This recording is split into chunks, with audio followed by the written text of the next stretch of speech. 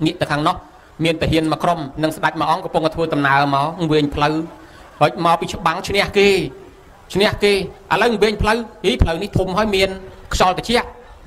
់ព្រះអង្គយើងវិញផ្លូវស្ដេចថាម៉ាត់ផ្លូវយើងវិញឥឡូវដើរទៅបន្តិចសិនដើមឈើធំទៅជ្រកដើមឈើធំនោះមួយសិនខ្យល់ត្រជាក់ល្អណាស់បើសិនជាមានទឹកហូបអីល្អស្រាប់តែងាកមកខាងនេះអាម៉ាត់ណាដាក់ទឹកច្រើនណាមានក្អមទឹកមានអីក៏នាំគ្នាហូបទឹកហ្នឹងទៅហូបឆ្អែតឃ្លានបាយអង្គុយមកសន្ធុះឃ្លានបាយបើសិនជាមានបាយហូបអីល្អស្រាប់តែងាកមកខាងនេះមានគេដាក់បាយឲ្យមានបាយមានម្ហូបច្រើនណាអាម៉ាត់បាយមកពីណាចេះ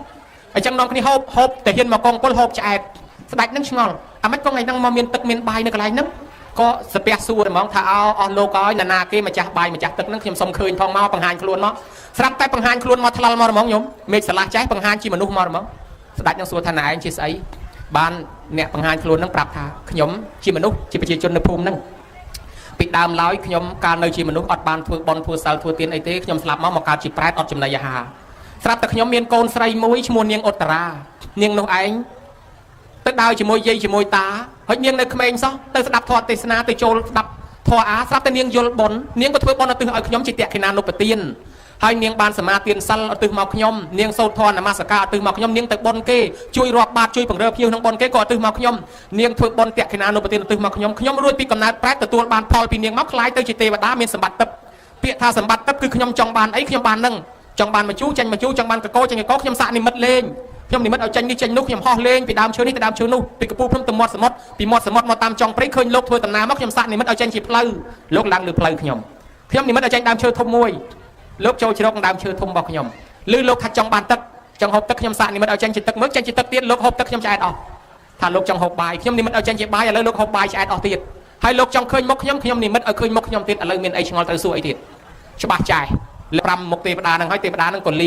យើងត្រូវទៅរស់នៅឯឋានសួគ៌ទៅសោយសម្បត្តិទឹកយើងទៅហើយទេវតាទៅឋានសួគ៌ទៅស្ដេចមកដល់វាំងវិញប្រកាសប្រជាជនបងប្អូនអើយអ្នកណាមានឪពុកមានម្ដាយស្លាប់ទៅណាធ្វើបុណ្យឧទ្ទិសឲ្យទៅធ្វើត្រូវបានមែនខ្ញុំជួបផ្ទាល់ហើយបានបាយមួយពេលទៀតនោះ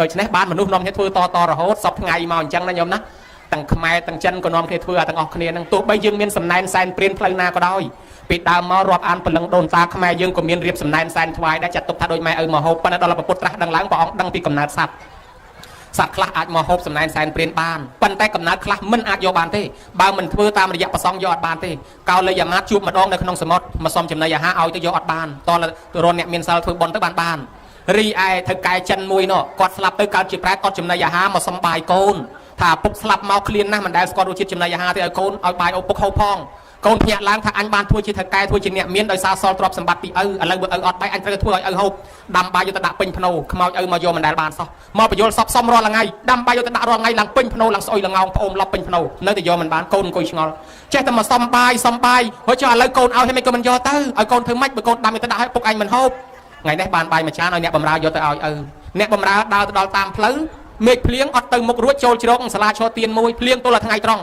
ផ្លូវក៏នៅឆ្ងាយបាយក៏តិចទឹកលិចផ្លូវអស់មានលោកមួយអង្គមកបិណ្ឌបាតទៅណាមរួចជ្រកសាលាឈរទៀននឹងមួយដែរអ្នកបម្រើគិតថាអាត្មាអញគេឲ្យយកចង្ហាន់ទៅឲ្យឪគេឥឡូវមេឃភ្លៀងហើយអញទៅមិនដល់ប្រញាប់ធ្វើការងារផ្ទះឥឡូវមិនកើតទេអញមិនបានទៅដល់ការងារផ្ទះទៅកែស្ដីឲ្យងាកមកលោកនេះក៏មិនដឹងទៅប៉ុណ្ណាលោកដាក់ចង្ហាន់ដែរថ្ងៃហ្នឹងលោកហ្នឹងមិនដឹងទៅណាទេងាកមើលគេមិនឃើញទេដាក់ចង្ហាន់លោកបង្ហើយឥឡូវមើលគេមិនឃើញទេដាក់ចង្ហាន់លោក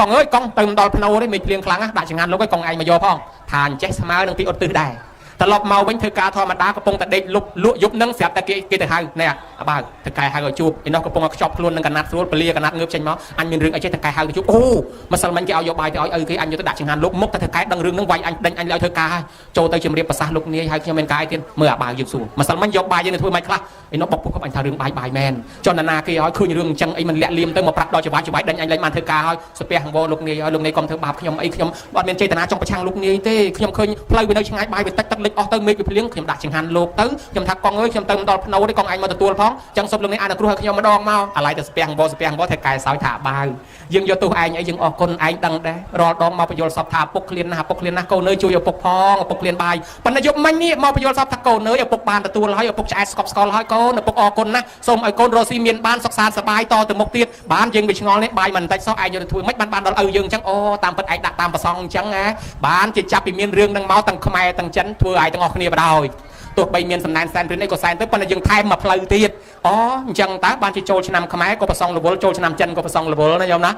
ាអាសែនព្រិនក៏សែនទៅប៉ុន្តែគេធ្វើតក្កិណានុបទានមកផ្លូវទៀតបើគាត់ទទួលផ្លូវណាបានក៏ធ្វើផ្លូវនងទៅណាយល់ណា